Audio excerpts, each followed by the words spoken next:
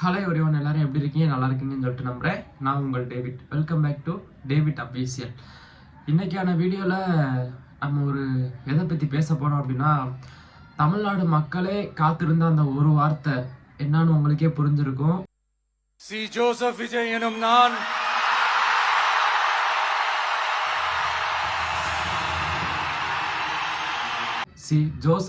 எனும் நான் அப்படின்ற அந்த ஒரு வார்த்தையை கேட்கறதுக்காண்டி தமிழ்நாடு மக்களே காத்திருந்தாங்க.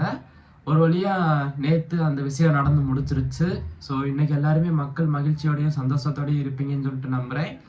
ஸோ இதில் நான் இன்னொரு விஷயத்தையும் சொல்ல வரேன். விஜய் வந்த உடனே, சிஎம் ஆன உடனே அவங்க எதுக்காக சைன் பண்ணாங்க அப்படின்ற விஷயம் எத்தனை பேருக்கு தெரியும்? ஸோ நான் எப்போவுமே ஒரு விஷயத்தை பற்றி பேசிட்டு அந்த விஷயத்த நான் உங்களுக்கு காட்டுறேன் அப்படின்னு சொல்லிட்டு ஸ்க்ரீனில் டிஸ்பிளே பண்ணுவேன். ஆனால் இப்போது நான் அந்த விஷயத்த டிஸ்பிளே பண்ண மாட்டேன். ஏன்னா மேக்ஸிமம் இது நிறையா பேருக்குமே தெரிஞ்சிருக்கும். இது நேற்று நடந்த விஷயம். TV channel, news channel, YouTube எல்லாத்துலேயுமே போட்டிருக்காங்க. ஆனால் இன்னும் அந்த விஷயம் எத்தனை பேருக்கு தெரியாமல் இருக்குது அப்படின்றத பற்றி பார்க்கலாம். ஏன்னா ஒரு அரசியல் தலைவரை நம்ம கொண்டு வந்து ஒரு முதலமைச்சராக ஆக்குறோம் அப்படின்றத விட, ஒரு ஃப்ரெஷர், அதாவது விஜய் சார் இப்போ தான் சினிமா ஃபீல்ட்லேருந்து அரசியலுக்கு ஃபர்ஸ்ட் டைம் சிஎம்மாக வந்திருக்காங்க. அவங்கள நம்ம ஓட்டு போட்டு முதலமைச்சராக தேர்ந்தெடுத்திருக்கோம். அப்படின்றப்ப அவங்க என்ன வாக்குறுதி மக்களுக்கு கொடுத்துருக்காங்க, முத எதுக்காக சைன் பண்ணியிருக்காங்க, அவங்க சொன்ன விஷயத்தெல்லாம் நிறைவேற்றுவாங்களா அப்படின்ற நாலேஜ் ஓட்டு போட்ட மக்கள் எல்லாருக்குமே இருக்கணும். ஏன்னா அது ஏடிஎம்கேவாக இருந்தாலும், டிஎம்கேவாக இருந்தாலும், டிவிகேவாக இருந்தாலும் நான் எந்த கட்சிக்குமே சப்போர்ட் பண்ணி வீடியோ போடலை. ஸோ அதாவது மக்களுக்கு நல்லது பண்ணுறதுக்காக மட்டும்தான் அரசியலுக்கு வரணும் அப்படின்ற விஷயத்தில் நான் கான்ஃபிடெண்ட்டாக இருக்கேன் அப்படின்னு உங்களுக்கு சொல்ல வரேன். ஸோ எந்த தலைவர்கள் அரசியலுக்கு வந்தாலும் மக்களுக்கு சொன்ன விஷயத்த செய்யணும். அவர் எதுக்காக எந்தெந்த விஷயத்துக்காக சைன் போட்டாங்க அப்படின்ற விஷயத்த நான் உங்களுக்கு டிஸ்பிளே இன்னைக்கு பண்ண மாட்டேன். நீங்களே கமெண்ட்ல அவர் எதுக்காக சைன் பண்ணாரு அப்படின்ற விஷயத்த கரெக்டாக சொல்றீங்களான்னு பார்ப்போம்.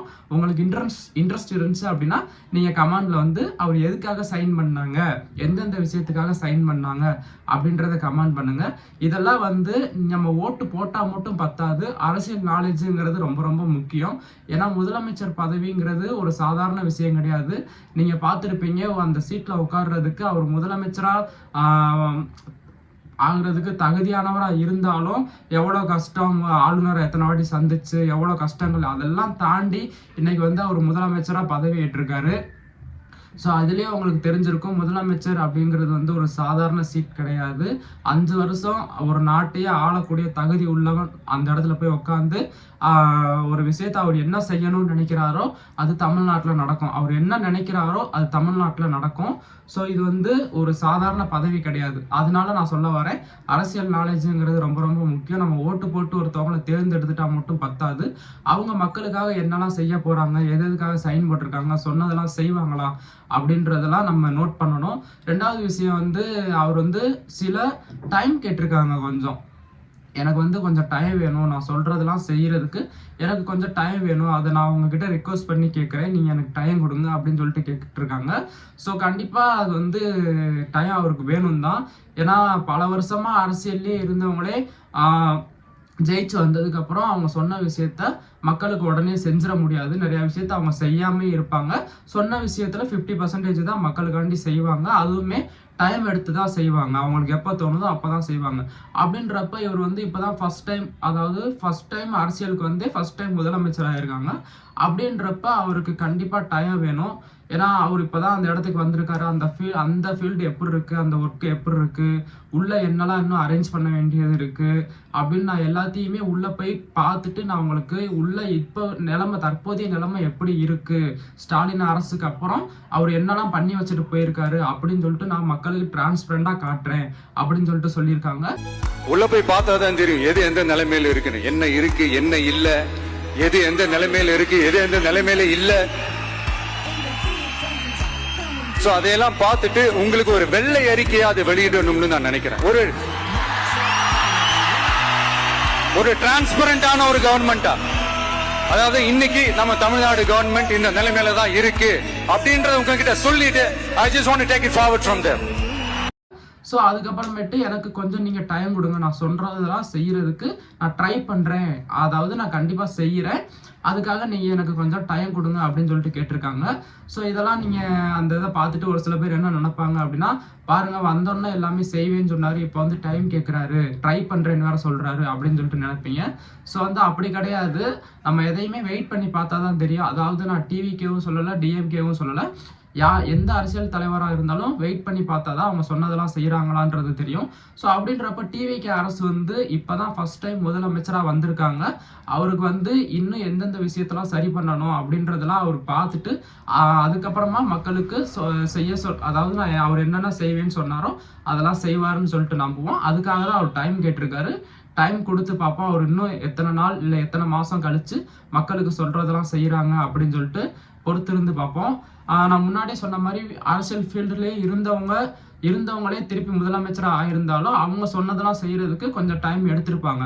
ஆல்ரெடி அவங்க வந்து அது பழகி போன விஷயம்தான் அரசியலுங்கிறது. அவங்களுக்கே டைம் தேவைப்படுறப்ப விஜய் வந்து இப்போ தான் ஃபர்ஸ்ட் டைம் அரசியலுக்கு வந்திருக்காங்கன்றப்ப கண்டிப்பாக அவங்களுக்கு டைம் தேவைப்படும். ஸோ அந்த டைமை கொடுத்து அவங்கள எத்தனை நாள் இல்லை எத்தனை மாதம் வெயிட் பண்ணி இதெல்லாம் மக்களுக்கு என்னென்ன செய்வேன்னு சொல்கிறாங்களோ அதெல்லாம் செய்வாங்களான்னு வெயிட் பண்ணி பார்ப்போம்.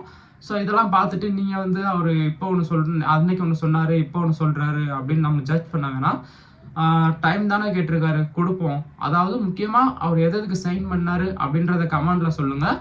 ஸோ இதெல்லாம் மக்களுக்காண்டி சொன்ன விஷயத்தெல்லாம் அவர் எப்போ செய்வார் அப்படின்றத நம்ம வெயிட் பண்ணி பார்ப்போம்.